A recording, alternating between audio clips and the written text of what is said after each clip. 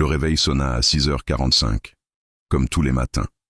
Étienne ouvrit les yeux lentement, sans entrain, fixant le plafond comme s'il attendait une réponse. Sa chambre était baignée de lumière, avec des meubles sur mesure, des rideaux motorisés, des tons parfaitement choisis, comme il les avait décidés avec la décoratrice. Mais quelque chose clochait. Il y avait dans l'air un silence qui criait. Tu vois le genre? Tout est beau en apparence, mais à l'intérieur, c'est creux. Il se leva sans réfléchir. Son corps avançait en mode automatique. Douche tiède, café noir, chemise blanche repassée avec soin. Sa montre valait plus qu'une voiture citadine. La voiture dans son garage, un modèle qu'on reconnaît au premier coup d'œil. Et pourtant, il se sentait invisible. Son appartement se trouvait au dernier étage d'un immeuble haussmannien, rénové, avec vue sur tout Paris. De là-haut, la ville semblait paisible. Mais c'était une illusion. Étienne observait les voitures défiler en bas comme on regarde un film dont on ne comprend plus l'intrigue. Un film dont il était censé être le héros. Mais le scénario n'avait plus de sens.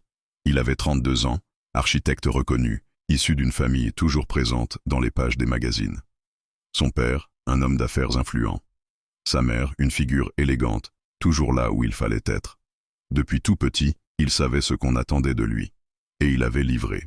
Diplôme avec mention, prix prestigieux, projet publié, son nom gravé sur des plaques en verre à l'entrée de bâtiments de luxe. Mais en lui, un épuisement profond, permanent. Dans son agence, on le traitait avec respect. Ou peut-être avec crainte. Difficile à dire.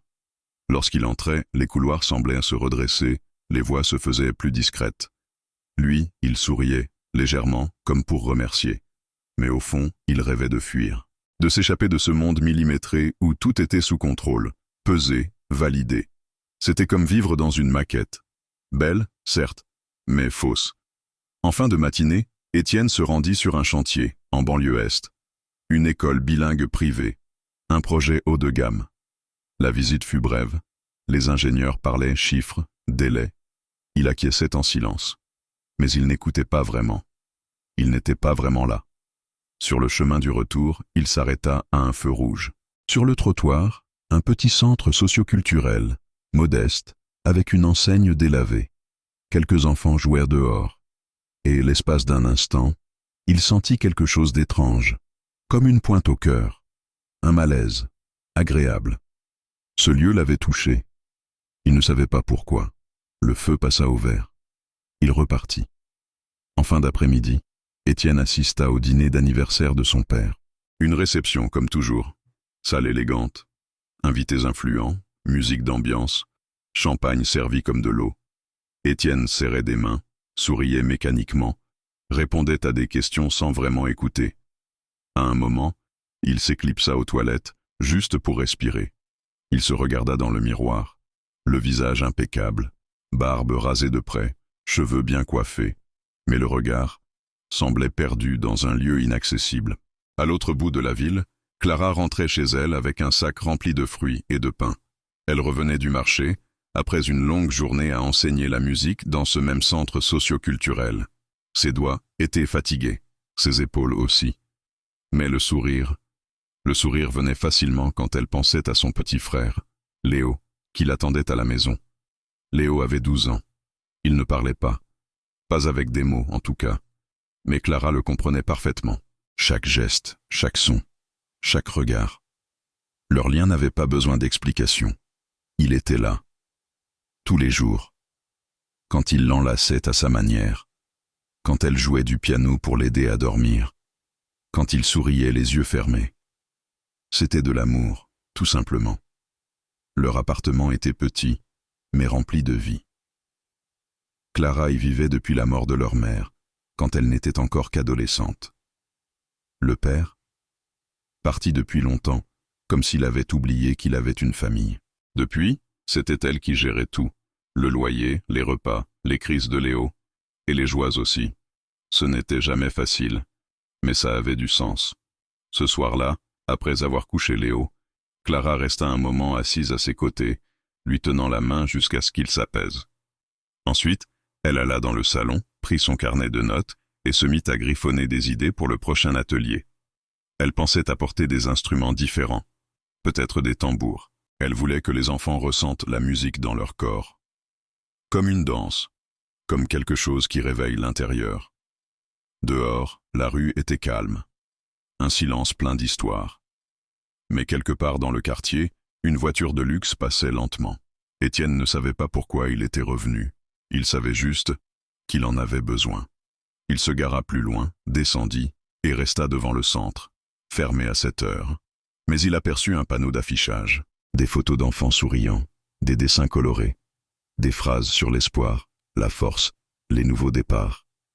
Il resta là quelques minutes, et pour la première fois depuis longtemps, il eut envie de comprendre. Pas par devoir, pas pour un projet, juste parce que quelque chose en lui venait de se réveiller. De retour dans la voiture, la lune brillait haut dans le ciel. Étienne alluma la radio, puis l'éteignit. Il préférait le silence, un silence différent de celui de son appartement. Celui-ci avait un son, le son d'un début, d'un doute, d'une curiosité, d'une vie. Avant qu'on continue cette histoire, laisse-moi te demander un truc. Si ce genre de récit te touche, abonne-toi. Ça nous aide à en créer d'autres, des histoires vraies, inspirantes, humaines.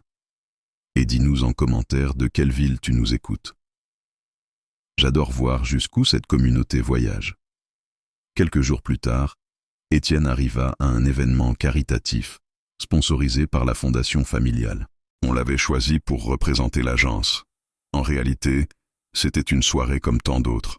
Cocktail, discours, sourire figé. Le lieu était simple, mais accueillant. Lumière tamisée, panneaux montrant les projets sociaux, gens de tout milieu. Certains habillés sobrement, d'autres en marque de luxe, version décontractée. Étienne marchait comme s'il cherchait une sortie secrète. Il tenait une coupe de champagne, souriait sans montrer les dents, hochait la tête à ceux qu'il n'écoutait pas. Il était là, sans l'être. Près de la scène, un groupe d'enfants se préparait. Un garçon tirait sur sa fermeture éclair, une fille ajustait une barrette. Tous regardaient dans la même direction. Clara. Elle était accroupie, parlant doucement à la plus petite. Puis elle se leva, tapa dans ses mains, et le groupe s'anima. Le chœur allait chanter. Clara monta sur scène avec assurance. Ce n'était pas une grande scène, ni une scène prestigieuse, mais elle y était avec toute la présence d'une salle d'opéra. Étienne s'approcha, curieux, encore en retrait. Il ne voulait pas avoir l'air trop intéressé. Le chœur entama une chanson simple. Voix d'enfant, certaines hésitantes, d'autres un peu fausses, mais toutes pleines de sincérité. Clara les dirigeait avec douceur, souriant à chaque regard perdu. Et là, la pièce se figea. Pas vraiment, mais intérieurement. Comme si tout le monde, l'espace d'un instant, avait oublié pourquoi il était venu. Étienne aussi sentit quelque chose, mais il ne savait pas le nommer. Quand la chanson prit fin, les applaudissements furent modestes, mais vrais. Clara salua. Les enfants descendirent de scène, rieurs, excités. Étienne profita du mouvement pour s'approcher. « C'était très beau ce que vous faites », dit-il avec ce ton qui ressemble à un compliment, sans vraiment en être un. Clara le regarda comme on regarde un tableau accroché de travers. « Merci, mais le beau, ça ne paie ni le loyer ni les projets. » Étienne esquissa un sourire gêné. Il tenta de relancer. « J'imagine que ce n'est pas évident. » Clara croisa les bras. « Non, mais difficile. Ce n'est pas une excuse pour faire à moitié. » Il allait répondre quelque chose, mais il resta muet. Cette femme, qu'il ne connaissait pas, venait de faire tomber son armure en 2 phrases. « Je voulais juste dire que j'admire vos efforts. » Tant mieux, parce que pendant que certains admirent, nous, on se bat pour que tout ça ne s'écroule pas. Elle tourna les talons et partit appeler un enfant. Étienne resta figé, un mélange étrange d'agacement et de respect. Il n'avait pas l'habitude qu'on ne le traite pas avec délicatesse, qu'on ne cherche pas à lui plaire. Sur le chemin du retour, le silence dans la voiture lui parut plus lourd. Il appuya la tête contre la vitre, regardant défiler les lumières de la ville. Quelque chose chez cette femme restait dans son esprit. Pas son image, mais cette sensation, celle d'avoir été vu. Et peut-être de ne pas avoir aimé ce qu'on avait vu. De l'autre côté de Paris, Clara rangeait les instruments dans la petite réserve du centre. Les enfants étaient à partie, certains avec leurs parents, d'autres avec des bénévoles. Léo l'attendait dans un coin, concentrée sur le carnet de croquis qu'elle lui emportait toujours. Elle respirait profondément. Épuisée. La représentation avait été belle, oui, mais la journée, elle, avait été rude. Et ce type, à la fin, Étienne, elle avait retenu son nom parce qu'il figurait sur la plaque des sponsors, lui avait laissé un arrière-goût étrange. Elle n'aimait pas les gens qui parlent sans écouter, qui complimentent par politesse, qui débarquent à un événement comme s'ils allaient à un défilé. Mais il y avait quelque chose en lui qu'elle n'arrivait pas à cerner. Pas vraiment de la colère, plutôt une intuition, comme si cet homme portait en lui une fissure maquillée. Un truc qui sonnait faux, malgré le costume. Ce soir-là, après avoir couché Léo, Clara resta dans la cuisine, une tasse de thé entre les mains. Impossible de se détendre. Elle repassait leur courte conversation, mot par mot. Avait-elle été trop dure? L'avait-il compris? Ou s'en fichait-il totalement? Le lendemain matin, Étienne avait réunion tôt. Il était question d'expansion, de nouveaux contrats, de partenariats internationaux, des voix fortes, des graphiques, des chiffres à n'en plus finir. Il faisait semblant d'écouter. Mais son esprit était ailleurs. À la fin, son père entra dans la salle. Costume impeccable, regard sévère. Le genre d'homme qui impose en parlant bas. Bon travail hier soir. L'association a apprécié notre présence. Étienne hocha la tête sans commentaire. Ce genre d'événement est crucial. Ça montre qu'on se soucie des quartiers populaires, tu comprends? Je comprends. Et c'est bon pour ton image aussi. T'as été discret ces derniers temps. Ça m'inquiète. Le mot le heurta, discret, comme un vieux tableau oublié dans un coin, comme si son nom était la seule chose qui avait encore de la valeur. Il ne répondit pas, juste un léger hochement de tête avant de quitter la salle. En fin de semaine, Étienne retourna au centre socio-culturel. Sans prévenir, il se gara dans une rue voisine, mit une casquette, prit une planchette et entra. Il ne savait pas trop pourquoi il était là, juste qu'il devait revenir. À l'accueil, une jeune femme l'arrêta, polie mais méfiante. « Je peux vous aider ? Je voulais parler d'éventuelles améliorations pour le centre, au nom de l'entreprise qui a sponsorisé l'événement. Juste comprendre ce dont vous avez besoin. » Elle alla chercher Clara. Elle arriva quelques minutes plus tard, regard franc. « Vous êtes revenu ? Oui, j'ai repensé à ce que vous avez dit. Et je me suis dit que peut-être je pouvais aider. Pour de vrai. » Clara inspira profondément.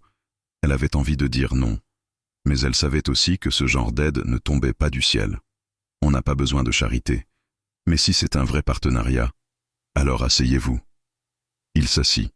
Ils discutèrent une vingtaine de minutes, rien de très profond. Il posait des questions, elle répondait, avec patience mais à distance. Comme si elle testait le terrain. Léo apparut à la porte. Il fixa l'homme assis là. Étienne lui sourit, un peu maladroit. Léo ne répondit pas. Juste resté là, à l'observer. Clara l'appela doucement. Il vint se blottir contre son bras. Étienne regardait. Ce garçon avait une manière d'exister pleinement, sans dire un mot. Ça le bouleversa. « C'est ton frère ?»« Oui. Léo. Il a 12 ans. Il ne parle pas, mais il comprend tout. Il a l'air fort. Il l'est. Bien plus que beaucoup de gens. » Silence. Ces mots résonnaient en lui. Quand il quitta le centre, il s'arrêta à la porte. « Merci de m'avoir reçu. Même en doutant. Je doute toujours. » Il sourit, un peu penaud. Mais en partant, il se sentait différent, inconfortable, mais nécessairement.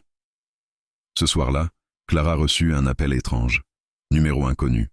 Une voix d'homme, très formelle, annonça un don anonyme pour financer le cœur du centre, une somme importante.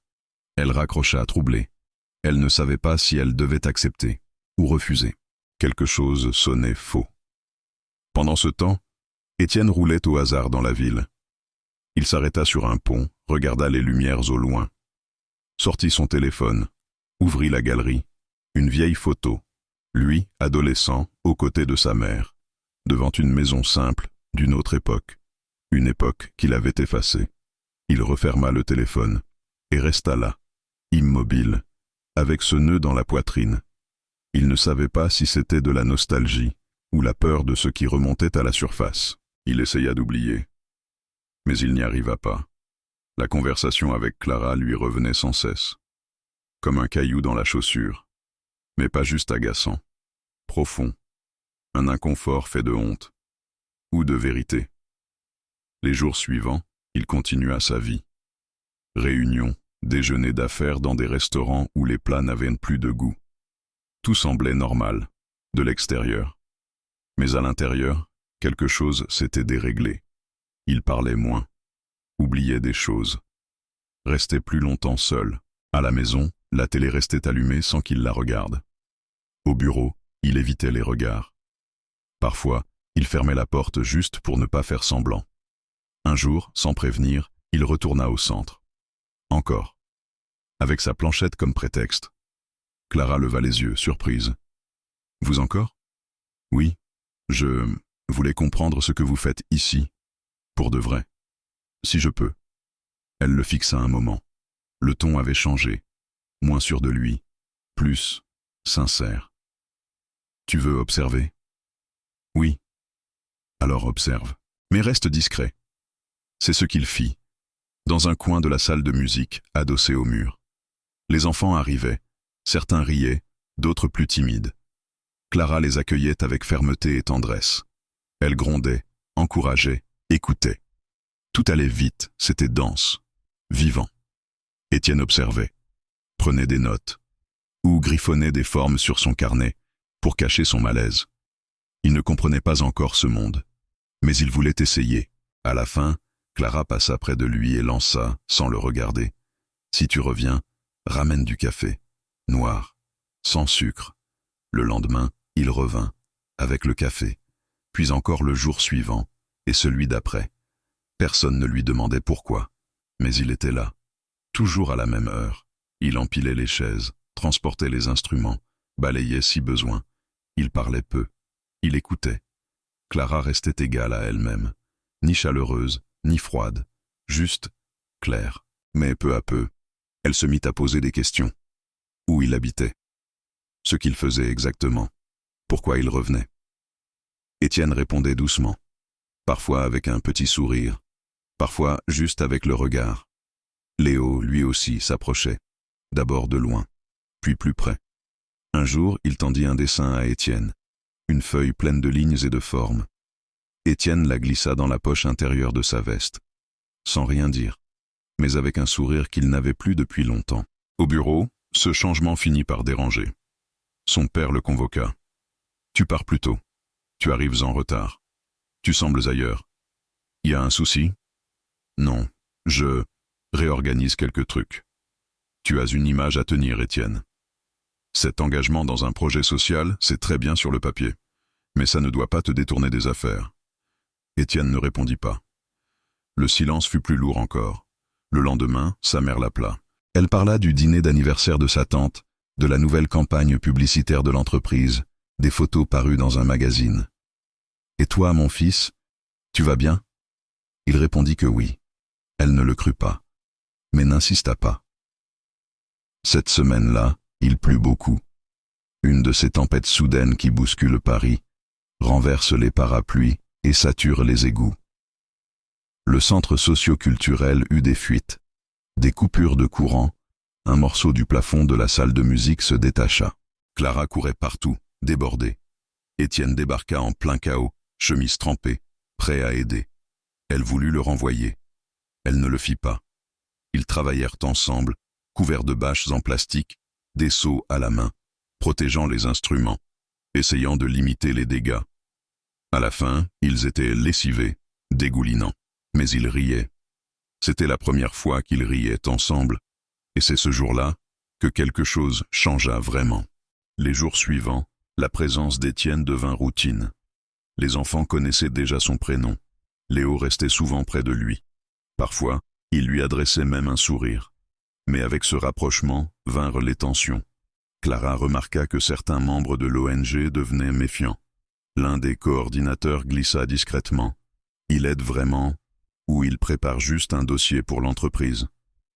Clara prit sa défense, assura qu'il n'avait jamais montré le moindre intérêt commercial, qu'il était juste là. Mais le doute s'était installé. Pire, une rumeur circulait.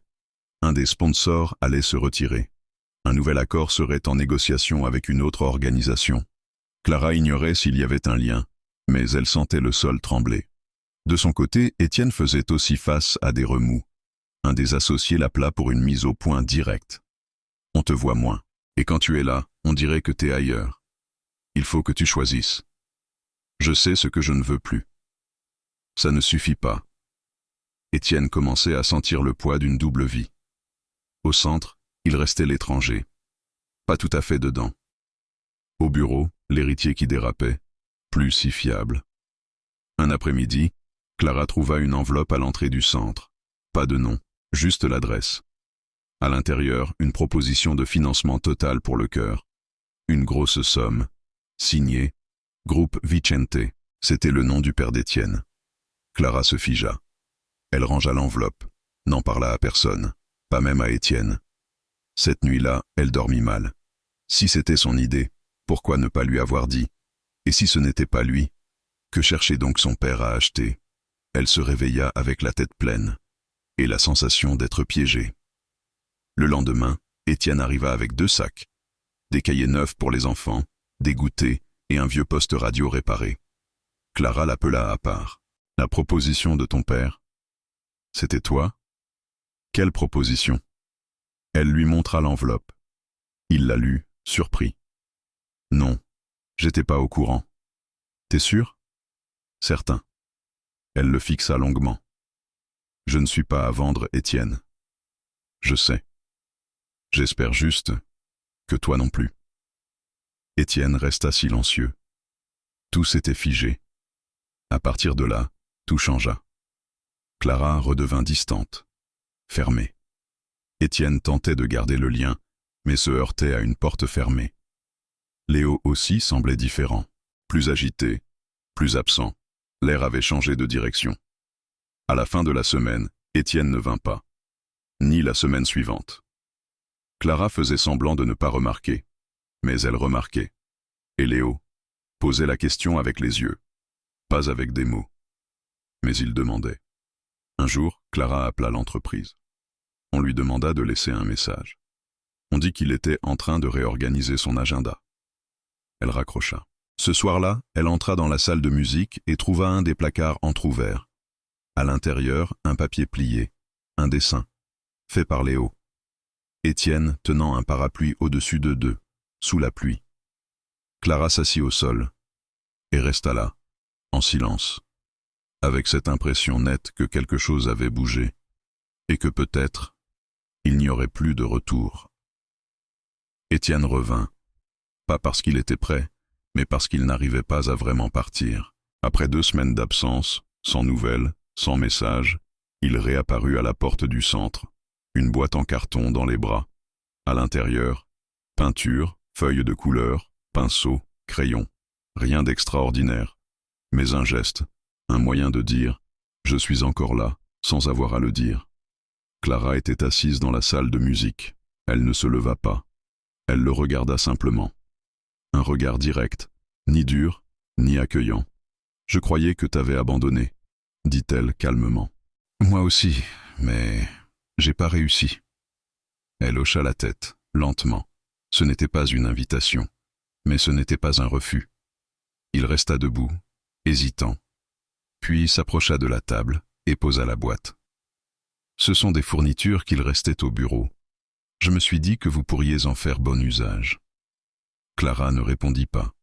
Elle ouvrit la boîte, vérifia ce qu'il y avait, puis, sans le regarder, elle lança « Ça n'efface pas une absence, mais ça aide. » Il sourit, un peu soulagé. « Je sais. » Elle referma la boîte. « Léo est dehors, il dessine. Si tu veux, tu peux aller lui parler. » Cette phrase le prit par surprise. C'était la première fois que Clara l'invitait à s'approcher de son frère. Mais le ton était clair. Un test, un avertissement. Va, mais respecte. Étienne sortit doucement. Dans la cour couverte, Léo était assis en tailleur, carnet sur les genoux. Il dessinait, concentré, visage penché, geste précis. Étienne s'arrêta à quelques pas. Il ne voulait pas déranger, ni s'imposer. Juste observer. Léo ne leva pas les yeux. Il continuait à dessiner, comme s'il était seul au monde. Étienne inspira profondément, puis s'accroupit, à bonne distance. « Salut, Léo. » Silence. « J'ai vu un dessin à toi, tu sais, celui avec le parapluie. » Aucune réaction. Étienne tenta encore. « Tu aimes dessiner? Parce qu'on dirait que tu dessines avec passion. » Toujours rien. Le silence lui pesait. Il ne savait pas comment gérer ça. Lui qui maîtrisait les mots, les discussions, les sourires de façade. Mais là, tout ça ne servait à rien. Il changea de sujet. « Je peux voir ce que tu fais ?» Léo ne répondit pas. Mais il tourna légèrement le carnet. La page devint visible. C'était une maison, toute simple, mais pleine de détails. Une fenêtre ouverte, une plante posée dans un coin, un vélo contre le mur. Étienne regarda un long moment. C'est beau, il y a beaucoup de choses là-dedans. Léo ne parla pas, mais pour la première fois, il leva brièvement les yeux. Un regard furtif, puis retour au dessin. Un instant, mais un instant qui comptait. De loin, Clara observait. Assise au bord de la salle, faisant mine de trier des papiers, elle ne perdait rien de vue. Elle connaissait ce silence, elle savait le lire. Léo n'ouvrait jamais la porte à n'importe qui, mais aujourd'hui, il l'avait entr'ouverte. Un peu, et c'était déjà beaucoup. Pourtant, Clara restait sur ses gardes. Étienne n'était pas juste un architecte en pleine crise existentielle. Il était le fils d'un homme qui voulait tout contrôler. Celui qui avait envoyé de l'argent en cachette. Celui qui ne comprenait pas les limites. Et au fond, elle ne savait toujours pas si Étienne était vraiment différent. Ou simplement plus subtil. À l'agence, la situation d'Étienne se tendait. Les associés posaient désormais des questions ouvertes sur son implication externe. Les remarques devenaient plus sèches. Certains commençaient à tirer la couverture à eux. Et son père, même silencieux, faisait comprendre que sa patience s'épuisait. Soit tu prends ta place, soit tu laisses quelqu'un d'autre la prendre. Cette phrase tomba à la fin d'une réunion. Salle presque vide. Juste eux deux. Étienne ne répondit pas, mais la phrase resta collée à sa peau. Le lendemain, il retourna au centre. Cette fois, Clara était avec un petit groupe d'enfants. Semaine d'évaluation scolaire, cours allégé. Léo était là aussi, concentré sur ses dessins. Étienne entra sans faire de bruit, fit un petit signe, et s'assit dans un coin. Pendant la pause, Clara l'appela. « Je pense faire quelques petits travaux ici. Rien de trop ambitieux, mais beaucoup de choses sont cassées. Tu veux que je m'en occupe ?» Elle inspira profondément. « Oui, mais à une condition. » « Laquelle ? Que ce soit avec le budget du centre et sans implication de ta famille. » Il comprit le message. « D'accord. » Ils restèrent silencieux quelques secondes. « Et Léo ?» demanda-t-il en le désignant du regard. « Il est dans un jour plus fermé. Ça arrive. » Étienne acquiesça. « Ça se sent. » « Oui. Mais personne n'enseigne ça, hein ? » « Non. » Il se leva. « Si tu veux, je peux passer demain avec quelques idées pour les réparations. » « Tu peux, mais prends ton temps. » En fin d'après-midi, Clara fut appelée par la coordinatrice de l'ONG. La conversation fut difficile. « Nous réévaluons les contrats des projets. Et la chorale pourrait être supprimée ? » « Comment ça ? Le budget est serré. Nous avons des priorités. La chorale n'est pas essentielle. » Clara sentit un nœud dans son estomac. « Pas essentielle pour qui ? » La coordinatrice évita son regard. « Je comprends ce que ça représente pour toi. Mais ce n'est pas ma seule décision. » Clara quitta la salle le visage en feu. Ce jour-là, elle ne dit rien, ni à Léo, ni à Étienne. Mais elle avait la sensation que tout était en train de s'effondrer. Le lendemain, Étienne sentit que l'ambiance avait changé. Clara était distante. Les enfants étaient agités. Léo, encore plus renfermé que d'habitude.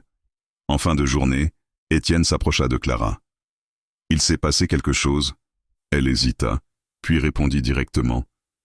Ils veulent supprimer la chorale. Il resta silencieux quelques secondes. Je peux faire quelque chose?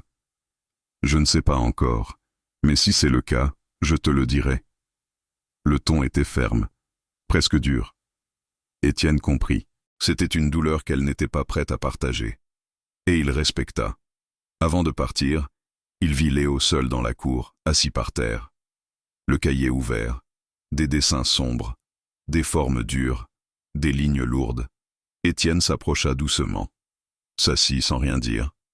Après quelques minutes, Léo tourna la page et dessina une porte, fermée. Étienne comprit, se leva doucement, et partit. Ce soir-là, Clara resta réveillée tard. Elle pensait à la chorale, aux enfants, à Léo, à Étienne, à tout. Dehors, la ville continuait son vacarme. Mais à l'intérieur, le silence était presque tranchant, presque de trop. Elle regarda la porte de la chambre de son frère, puis le plafond, et ressentit quelque chose d'étrange, comme une attente d'un mal à venir. Lent, mais certain. Le genre de silence qui n'en est plus un. Un avertissement. Les visites devinrent habitude. Sans horaire fixe, ni raison précise. Étienne arrivait avec un sac à dos, parfois avec du café, d'autres fois avec des outils. Quand on lui demandait ce qu'il venait faire, il répondait avec calme. Observer, aider, si je peux. Au début, Clara gardait ses distances. Elle ne parlait que du strict nécessaire. Mais Étienne revenait, toujours de la même manière, sans imposer sa présence, sans chercher à briller. Petit à petit, il commença à remarquer des détails. Le ton de voix de Clara selon les enfants, la manière dont elle utilisait le silence pour rassurer, ses mains, des mains qui enseignaient, recoiffaient, pinçaient des cordes de guitare sans trembler. Et surtout, il observait Léo. Les jours calmes, Clara jouait de la guitare pour lui. Il s'asseyait près de la fenêtre. Léo posait sa tête sur son épaule, fermait les yeux. C'était toujours la même mélodie, simple, répétée, une sorte de mot de passe, une passerelle. Étienne ne disait rien. Il observait. Parfois, il respirait profondément, surpris de sourire tout seul. Parfois, il se demandait s'il avait déjà connu cela. Une connexion sans mots, sans justification, sans apparence parfaite. Dans cet espace entre les silences, quelque chose naissait. Un respect qui ne venait pas des titres, ni de la politesse. Une chose plus brute, plus difficile à comprendre. Clara le sentait aussi. Elle ne souriait pas facilement, mais parfois, elle le faisait. Quand il posait une question sincère, quand il aidait un enfant avec douceur, quand Léo le regardait sans peur. Mais son sourire ne restait jamais longtemps. Parce qu'elle savait que tout ce qui arrive trop facilement peut disparaître sans prévenir. Le centre socio-culturel était vide lorsque Clara arriva ce matin-là, plus tôt que d'habitude. Le bruit de la clé tournant dans la serrure résonna dans la salle silencieuse. Elle entra, posa son sac sur la table et alluma les lumières de la salle de musique. Elle avait mal dormi. La conversation avec la coordinatrice lui tournait encore en boucle. La chorale pouvait s'arrêter d'un moment à l'autre, et elle ne savait plus quoi faire. Léo arriva peu après, accompagné par un des bénévoles. Silencieux, comme souvent, mais avec un éclat étrange dans le regard. Il se dirigea tout droit vers la salle adjacente, celle où étaient stockés les matériaux thérapeutiques. Clara le remarqua, intriguée. Elle le suivit des yeux. Quelques minutes plus tard, Léo revint avec un objet entre les mains. Un matériel sensoriel flambant neuf, l'un de ces dispositifs coûteux, avec lumières et textures, conçus pour stimuler les enfants aux besoins spécifiques. Clara se figea. Elle connaissait cet équipement. Elle l'avait cherché pendant des semaines. Trop cher. Inaccessible. L'ONG n'aurait jamais pu se le permettre. Personne n'avait jamais parlé de son existence ici. Et maintenant, il était là. Clara prit doucement l'appareil des mains de Léo. Il ne réagit pas. La regarda juste, comme s'il attendait une approbation. Mais elle ne parvenait pas à réagir. Ni sourire, ni remercier. Rien. Elle alla droit au bureau de la coordination. « D'où vient ce matériel ?» demanda-t-elle sans préambule. La coordinatrice leva les yeux de son écran. « C'est un don, arrivé hier. Commande anonyme. Livré au nom du centre. Anonyme? Oui. Aucun expéditeur. Clara n'eut pas besoin de réfléchir longtemps. C'était lui, Étienne. Son visage s'enflamma. Elle quitta la pièce sans un mot. En fin d'après-midi, il arriva. Comme un jour banal. Sac à dos, sourire léger. Un carnet d'esquisses sous le bras, prêt à présenter ses idées de petite rénovation. Mais il n'en eut pas l'occasion. Clara le vit entrer et alla droit au but. « Il faut qu'on parle. » Étienne sentit le ton. Il rangea le carnet. « Bien sûr. Que se passe-t-il » Elle croisa les bras. Son regard était ferme. « Le matériel arrivait aujourd'hui. C'est toi, n'est-ce pas ?» Il hésita une seconde, puis répondit « Oui ». Clara inspira longuement, puis dit à voix basse mais ferme « Pourquoi ?» Parce que je savais que c'était important pour Léo. Et tu m'as dit toi-même que c'était impossible à acheter. Et tu as cru pouvoir régler ça avec de l'argent ? Il tenta de s'expliquer. Ce n'est pas une question d'argent. Je voulais juste aider. Vraiment, discrètement. Elle fit un pas en arrière. Mais tu es apparu, dans ma vie, sans me demander, sans comprendre ce que ça signifie pour moi. Tu sais comment je me suis senti aujourd'hui ? Humilié.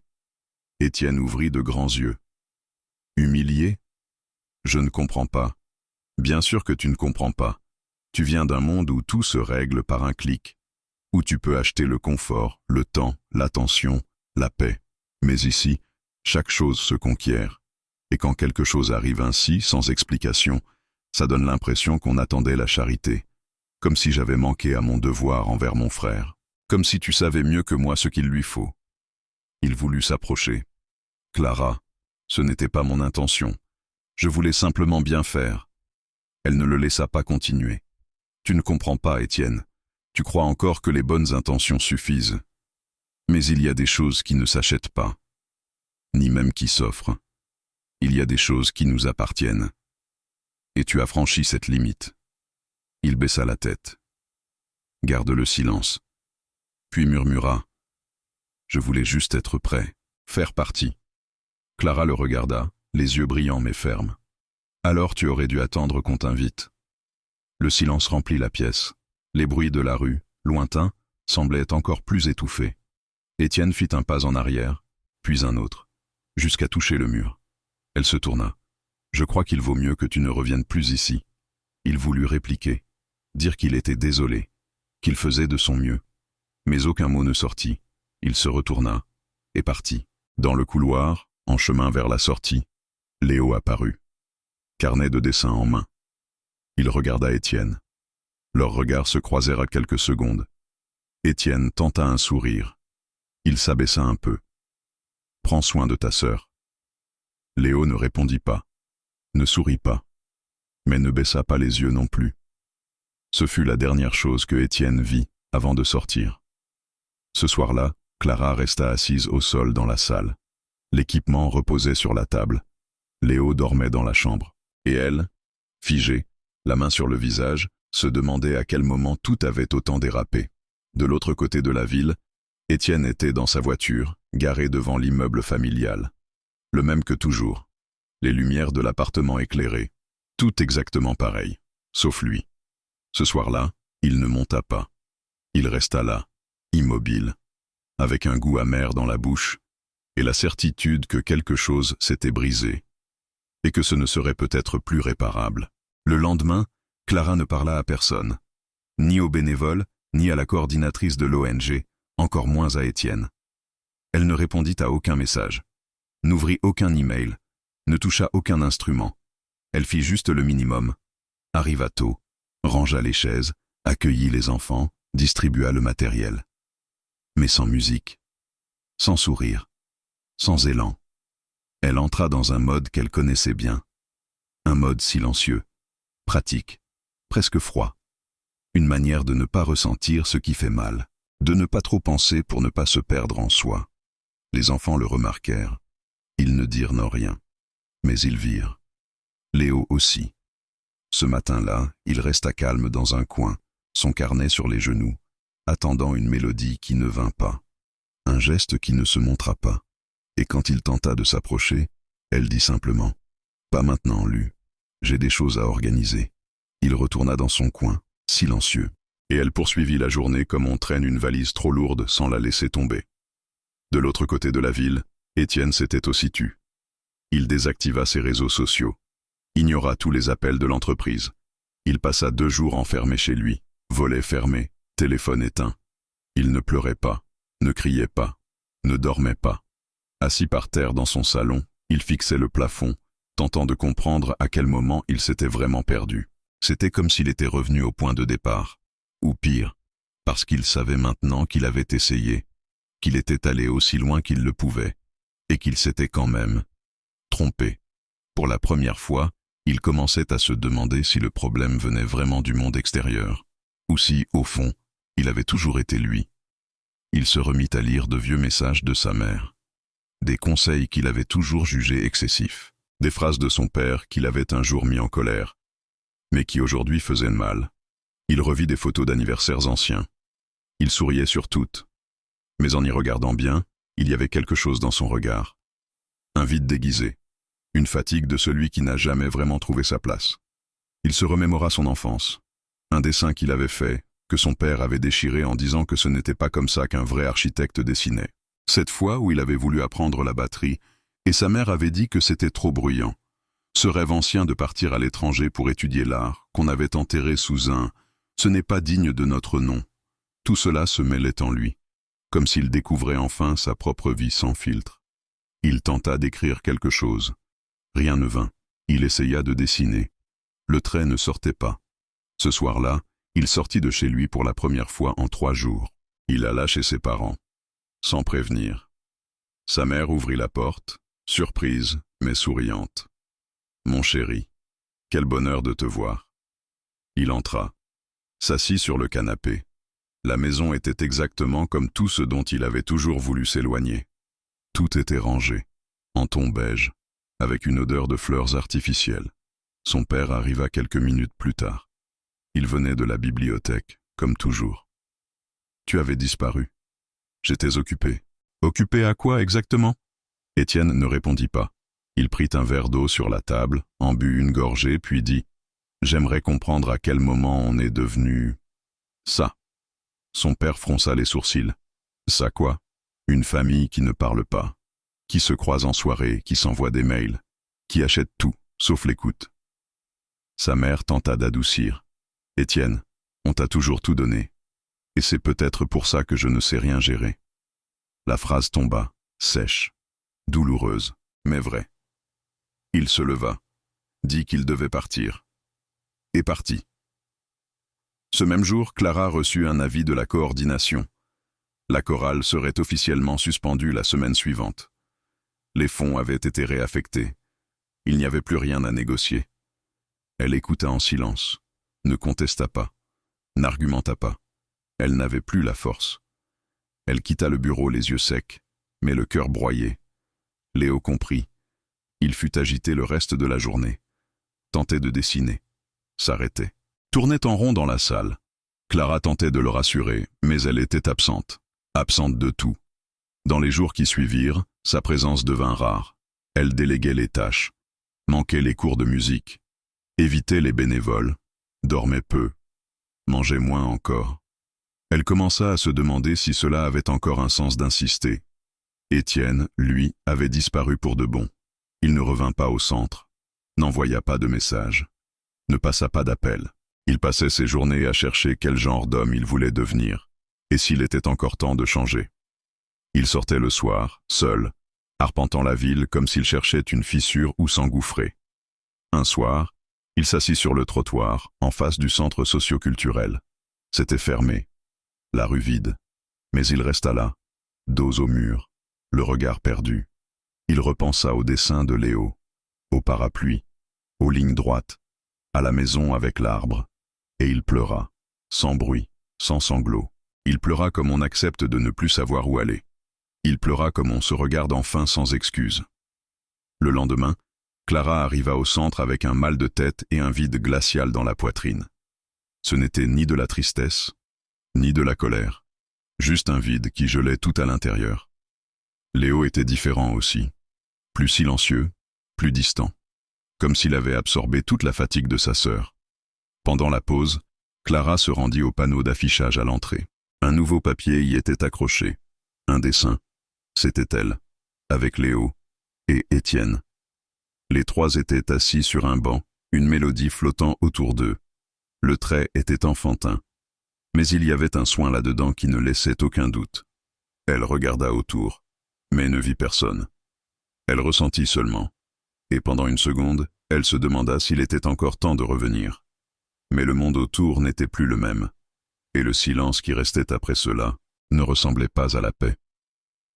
Il ressemblait à un avertissement. La crise commença presque imperceptiblement. Léo était plus agité cette semaine-là. Il dormait mal, ne voulait pas dessiner, refusait que Clara joue de la guitare près de lui. De petits signes qu'elle essaya d'apaiser avec patience, comme toujours. Mais, à l'intérieur, elle était déjà à bout, la chorale sur le point d'être supprimée, la pression à l'ONG, les regards méfiants des collègues, l'absence d'Étienne, tout s'empilait dans un silence de plus en plus lourd. Ce mercredi-là, une pluie fine tombait quand Léo fit sa première véritable crise. Clara comprit quand il commença à se frapper la poitrine avec les poings, comme il le faisait quand le monde devenait trop grand pour lui. Elle tenta de le calmer, s'assit près de lui, parla doucement. Il ne réagissait pas, le regard perdu, le corps tendu. Elle essaya de lui prendre les mains, mais il les retira avec force. Puis vinrent les pleurs, forts, perçants. Léo ne pleurait plus ainsi depuis longtemps. Clara sentit un frisson glacé dans le dos. Elle ne pouvait pas gérer, pas seule. Elle appela un des bénévoles. Ils essayèrent tout. Le coin habituel, les objets sensoriels, les musiques douces. Rien ne fonctionnait. Sa respiration devint courte, rapide. Alors elle décida. Il fallait aller à l'hôpital. Elle arriva aux urgences de l'hôpital public près du centre. Trempée, avec Léo dans les bras, tendu, silencieux. Le tri fut lent. Les soins, encore plus. Personne ne comprenait vraiment ce qui se passait. On tenta un calmant. Léo paniqua. Il fallut le contenir. Clara resta dehors, tremblante. De froid et de peur. Coupable. Impuissante. En colère. Elle voulait crier. Mais elle resta assise sur une chaise en plastique, regard dans le vide, attendant qu'on appelle le nom de son frère. 3 heures plus tard, un médecin apparut. Il dit qu'il allait rester en observation, qu'une hospitalisation de quelques jours était nécessaire. Clara acquiesça, sans comprendre vraiment. Elle prit son sac encore mouillé, entra dans la chambre. Léo était allongé, sa respiration plus calme, mais son regard vide. Elle lui prit la main et resta là, en silence, toute la nuit. Le lendemain, elle tenta de retourner au centre pour donner cours. Elle arriva en retard. La salle était déjà pleine. Les enfants excités. Elle s'excusa, essaya de suivre le rythme, mais n'y parvint pas. Elle oublia les paroles d'une chanson. Gronda à contretemps. Un enfant pleura. Un autre quitta la salle. La coordinatrice la convoqua. « Tu as besoin de repos, Clara. » Elle secoua la tête. « J'ai besoin d'être ici, sinon je n'ai plus rien. » Et Léo? Elle soupira, baissa les yeux. « Je suis avec lui la nuit. Le jour il sera hospitalisé de toute façon. » La coordinatrice insista pour qu'elle prenne quelques jours. Clara refusa. Elle avait peur de partir et de ne jamais pouvoir revenir, de perdre ce qui tenait encore. Les jours suivants, elle vécut entre deux mondes, le matin au centre, l'après-midi et le soir à l'hôpital. Elle dormait sur une chaise dure, mâchait n'importe quoi de la cafétéria, ne répondait à aucun message, ne parlait presque plus. Elle perdit du poids, oublia les dates, confondit les noms, vivait à la limite. Un jour, elle arriva au centre et trouva une nouvelle bénévole donnant cours à sa place. Personne ne l'avait prévenue. Elle ressentit une oppression dans la poitrine. Elle alla voir la coordinatrice. « Je pensais que tu avais besoin de soutien. Ce n'est rien de définitif. » Mais pour Clara, cela sonnait comme le début de la fin. Elle ne dit rien, mais partit plus tôt ce jour-là. À l'hôpital, Léo restait silencieux. Il mangeait peu, fuyait son regard, comme si quelque chose s'était éteint, comme s'il se repliait dans un coin à lui. Elle essayait de parler, de chanter, de lire. Rien ne fonctionnait. Elle commençait à craindre qu'il ne redevienne jamais celui qu'il était. Un soir, une infirmière vint lui parler. « Vous devez vous reposer, c'est un marathon, pas un sprint. » Clara remercia avec un sourire faible, mais elle ne partit pas. Le lendemain, elle arriva encore en retard au centre. La cour était vide, la salle fermée. Une salariée lui dit « Les enfants sont avec la nouvelle prof de musique. La direction a décidé de maintenir la remplaçante pour une durée indéterminée. » Clara acquiesça et repartit. Le monde lui semblait flou, les sons étouffés, les couleurs délavées. Elle alla s'asseoir sur un banc, dans un petit square, observa une feuille tomber d'un arbre, et, sans s'en rendre compte, se mit à pleurer. Pas un sanglot, mais ce genre de pleurs qui monte lentement, qui pique, qui vide, un pleur de fatigue, de solitude. Elle prit son téléphone, pensa appeler Étienne, mais ne le fit pas. Pensa à écrire à la coordinatrice, mais ne le fit pas non plus. Pensa rentrer chez elle, mais ne bougea pas.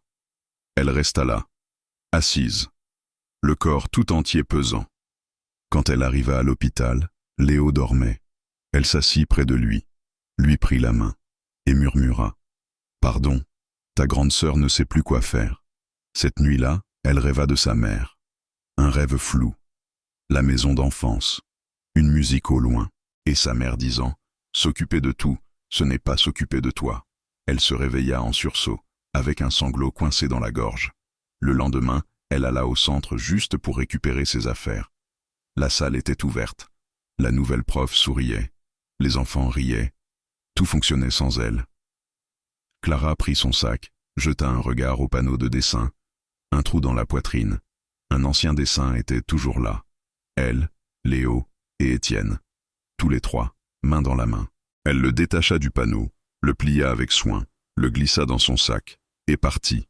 Dehors, le ciel était gris, mais il ne pleuvait pas. Le monde continuait. Mais elle ne savait plus si elle pouvait encore suivre le mouvement. Le silence en elle, cette fois, n'était pas que de la fatigue. C'était un autre type de silence. Celui qui hurle à l'intérieur. Et même si elle faisait semblant de tenir bon, ce n'était plus le cas. Léo était toujours hospitalisé, et maintenant, silencieux de l'intérieur aussi. Et elle commençait à douter de pouvoir un jour redevenir celle qu'elle avait été. Cette nuit-là, l'hôpital était plongé dans un silence lourd. Pas de visite, pas de chant, pas de couleurs. Ce qui flottait dans l'air, ce n'était pas de l'espoir, c'était un avertissement.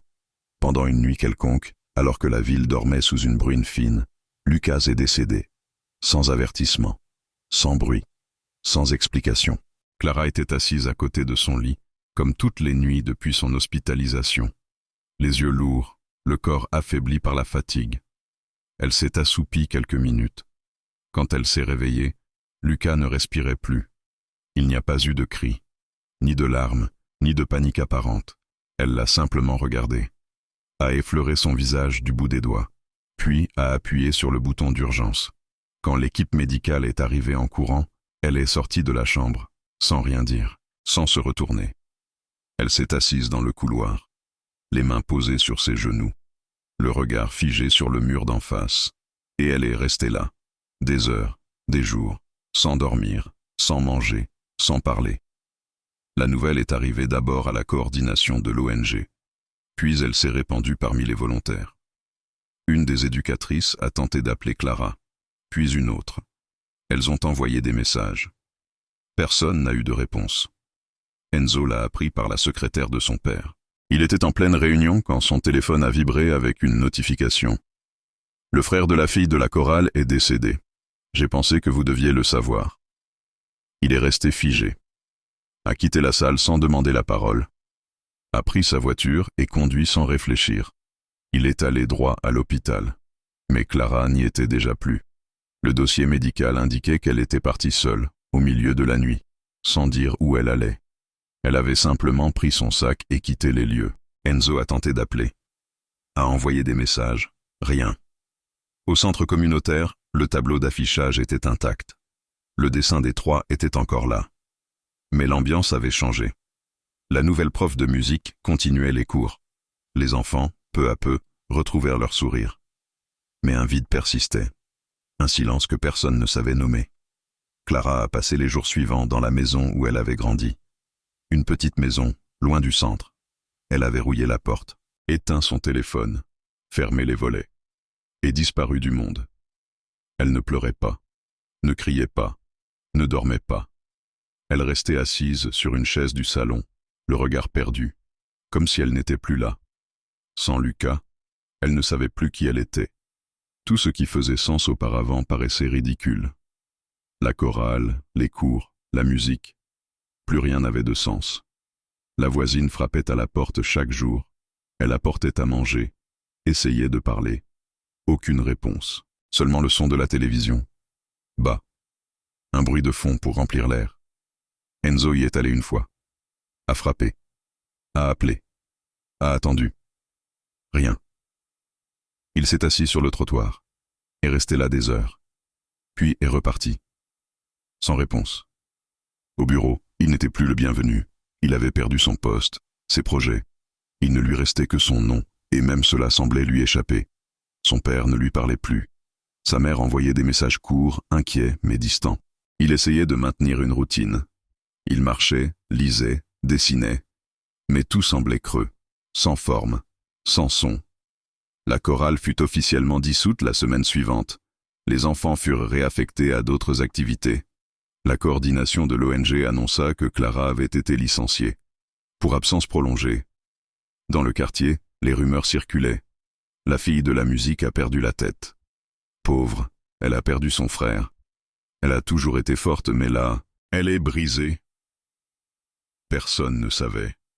Personne ne comprenait. Un soir, Clara s'est levée de sa chaise et est entrée dans la chambre de Lucas. Tout était à sa place. Le lit fait, les jouets dans un coin, les dessins sur les murs. Elle s'est allongée sur son lit, a regardé le plafond. Et elle est restée là. Son corps respirait encore. Mais à l'intérieur, quelque chose s'était arrêté. Comme si son âme avait demandé une pause. Comme si le temps n'avait plus de sens. Dehors, le monde continuait. Le bus passait à la même heure. L'épicerie ouvrait comme d'habitude. Les enfants jouaient sur le trottoir. Mais dans cette maison, tout était absence. Enzo envoyait des messages chaque jour.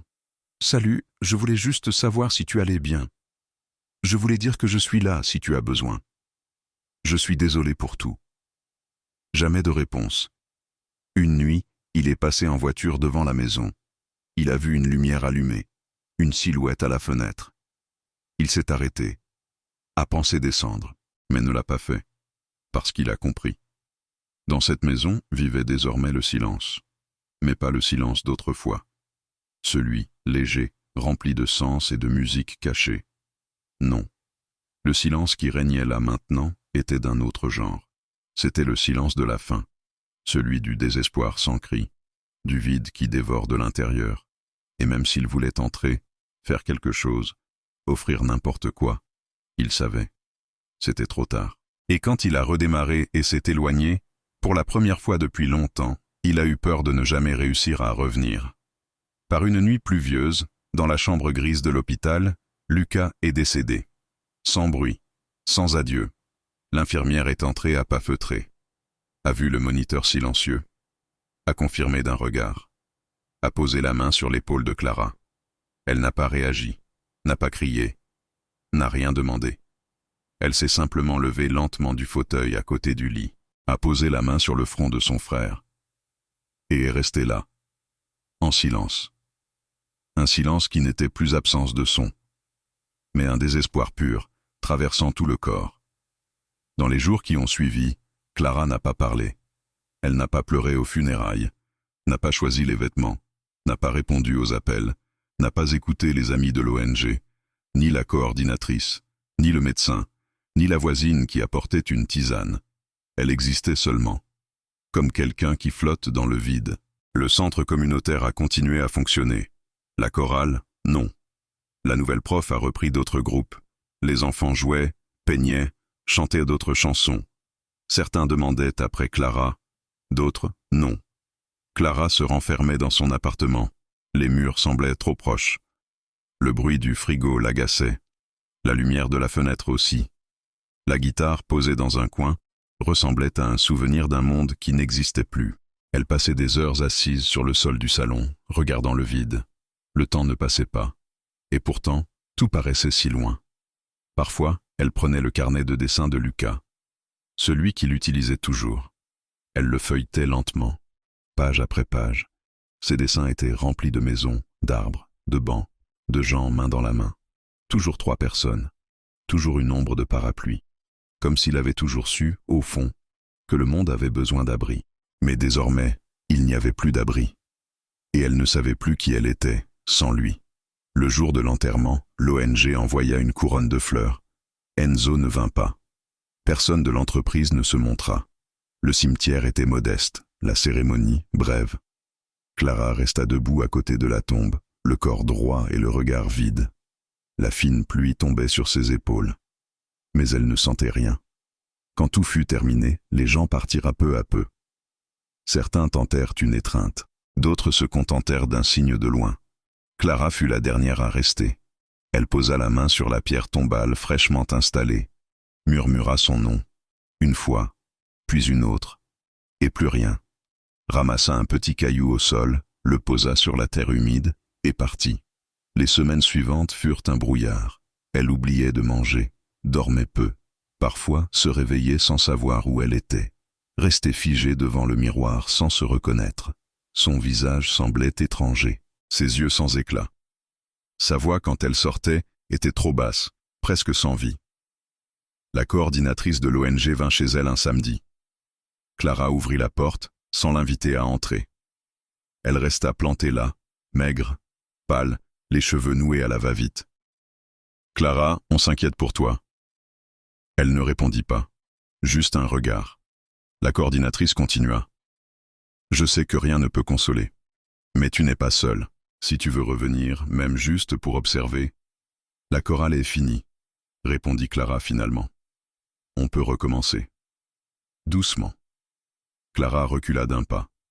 Il n'y a plus de musique. Et elle referma la porte. Chez Enzo, le silence régnait aussi. Depuis son retrait du conseil, il apparaissait rarement. Les associés l'évitaient. Son père ne disait plus rien. Comme s'ils avaient tacitement admis qu'il n'était plus une priorité. Mais Enzo s'en fichait. Depuis l'enterrement de Lucas, auquel il n'avait pas eu le courage d'assister, il portait un poids sans nom. Une culpabilité. De ne pas être venu. De ne pas avoir su quoi faire. D'avoir disparu. De ne pas avoir compris Clara. Il l'appela 4 fois. Elle ne répondit jamais. Il écrivit de longs messages. Les effaça tous avant d'envoyer. Il pensa à se rendre au centre communautaire, mais savait qu'elle n'y serait pas. Il pensa à aller chez elle, mais eut peur d'aggraver les choses. Alors, il observait, de loin. Parfois, il garait sa voiture 2 rues plus bas, juste pour voir si une lumière était allumée chez elle. Elle l'était rarement. Le centre communautaire ressentait son absence. La nouvelle professeure de musique était gentille, organisée. Mais les anciens enfants savaient. Ce n'était pas pareil. Certains arrêtèrent de venir, d'autres devinrent plus nerveux. Les dessins sur les murs changèrent, plus secs, plus durs. Un jour, une petite fille, qui chantait toujours avec enthousiasme, demanda « Clara va revenir ?» La professeure hésita. « Peut-être, quand elle ira mieux. » La fillette croisa les bras. « Mieux de quoi ?» Personne ne répondit. Chez les parents d'Enzo, le silence s'épaississait aussi. Sa mère tentait de faire bonne figure, organisait des dîners, parlait aux journalistes, montrait les photos de la nouvelle campagne. Mais elle savait que son fils s'éloignait, qu'un vide s'était installé et qu'elle ne savait plus comment l'atteindre. Un jour, Enzo arriva sans prévenir. Il s'assit sur la terrasse, silencieux. Sa mère apporta du café. Il ne but pas. Il regardait le jardin. « Tu sais ce qui est le plus triste ?» dit-il sans la regarder. « C'est qu'on a très bien appris à faire semblant. » Elle ne répondit pas, juste une main posée sur la sienne. Le lendemain, Enzo envoya une lettre à Clara. Manuscrite, enveloppe simple, pas de signature, mais c'était bien son écriture. Dedans, quelques lignes. « Je ne sais pas comment t'aider, ni même si je le peux. Mais je suis toujours là, au même endroit, en attente, si un jour tu veux me voir. Clara la lut, 2 fois, puis rangea la lettre dans le tiroir. Elle ne répondit pas, ne la jeta pas non plus, mais ne pleura pas. Elle n'avait plus de larmes. Elle vivait entre l'apathie et la stupeur. Tout bruit un peu fort l'irritait. Toute parole douce lui faisait mal. Elle évitait de sortir, ne répondait plus au téléphone.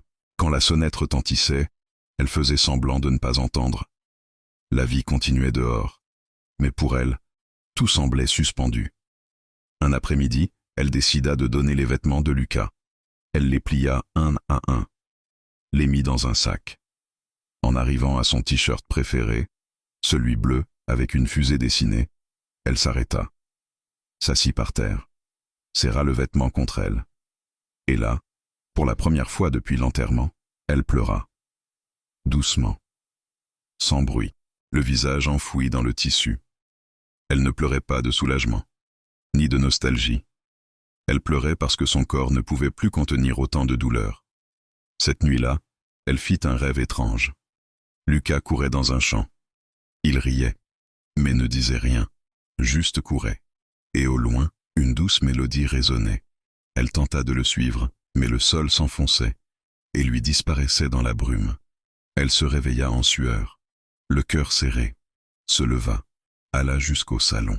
La guitare était toujours là, appuyée contre le mur, intouchée. Elle la fixa un moment, puis tourna les talons et retourna dans sa chambre, ferma la porte. Dehors, le monde continuait, mais en elle, le silence grandissait, prenait toute la place. Un silence qui n'était plus seulement douleur, mais absence de but, d'identité, de sens. Et personne ne savait. Personne ne voyait. La voisine disait que Clara semblait plus maigre. Le boulanger affirmait qu'elle ne passait plus.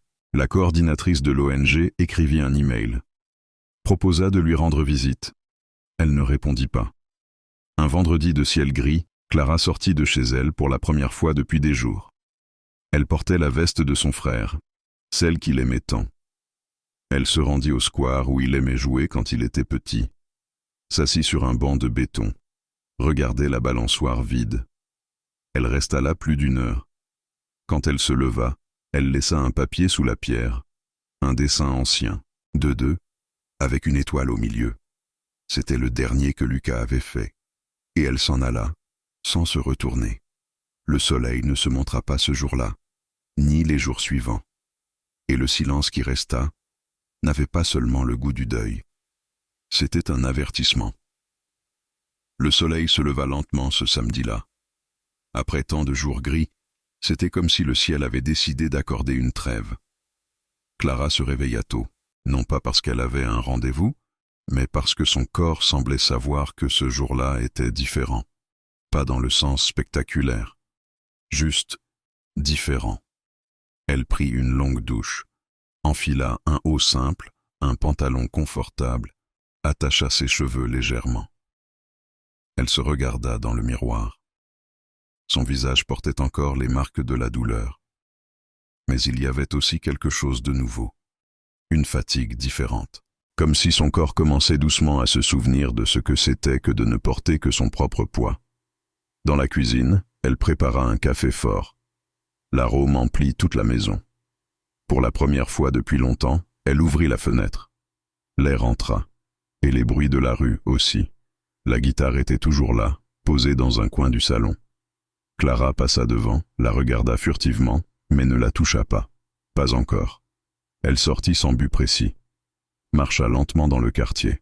La même boulangerie, l'arrêt de bus habituel, le kiosque à journaux. Mais tout semblait différent maintenant, parce qu'elle recommençait à ressentir. Elle passa devant le petit parc où elle allait souvent avec Lucas. Elle vit un petit enfant glisser seul sur le toboggan. Sa mère l'attendait assise sur un banc, souriante. Clara s'assit sur l'autre banc, pas pour raviver quoi que ce soit, juste pour respirer. Après un moment, elle sortit de sa poche un papier plié. C'était le dessin que Lucas avait fait, celui avec les 3 personnes et le parapluie. Elle l'ouvrit doucement, passa la main dessus et le laissa là, sur le banc, avec soin, comme si elle laissait un message silencieux à celui ou celle qui viendrait ensuite. Plus tard, elle passa devant le centre communautaire. Elle s'arrêta, regardait le nouveau panneau d'affichage, les photos d'enfants souriants, les affiches colorées. Une des employées la vit et vint vers elle. « Tu veux entrer un peu ?» Clara réfléchit. Respira profondément. « Juste une minute. » Elle entra. Avança lentement dans les couloirs. Elle reconnut chaque mur, chaque odeur, chaque souvenir. Elle arriva à la salle de musique. Elle avait changé. Mais elle était toujours la même. Elle toucha le clavier du bout des doigts, puis sortit. Dehors, le soleil brillait toujours. Elle sentait la chaleur sur sa peau. Enzo était assis sur la terrasse de son ancien appartement. Il avait quitté son poste, avait vendu son penthouse. Il vivait maintenant dans un appartement plus petit, dans une rue plus calme. Il faisait de la consultance, sans se presser. Et il concevait de petits projets pour des écoles, des centres sociaux. Pas de couverture de magazine, pas de pancarte avec son nom. Mais cela avait du sens. Il pensait encore à Clara, tous les jours. Mais il n'insistait pas. Il savait que certaines choses ne peuvent pas être précipitées. Il savait aussi que certaines personnes, on ne peut que les aimer de loin, en silence. Ce soir-là, il reçut un message. « Aujourd'hui le soleil est sorti, et j'ai marché. Merci d'avoir attendu. » Pas de nom. Mais il sut. Il rangea le téléphone dans sa poche. Se leva, et leva les yeux vers le ciel. Ce soir-là, Clara rentra chez elle avec les fenêtres ouvertes. L'air circulait librement. Elle prit la guitare dans le coin, l'accorda doucement, s'assit sur le sol du salon, et joua. La mélodie était simple. Mais elle n'avait besoin de rien de plus. C'était elle, de retour à ce qui lui appartenait. Et pour la première fois depuis bien longtemps, dans cette maison, le silence devint son, et un son de renouveau.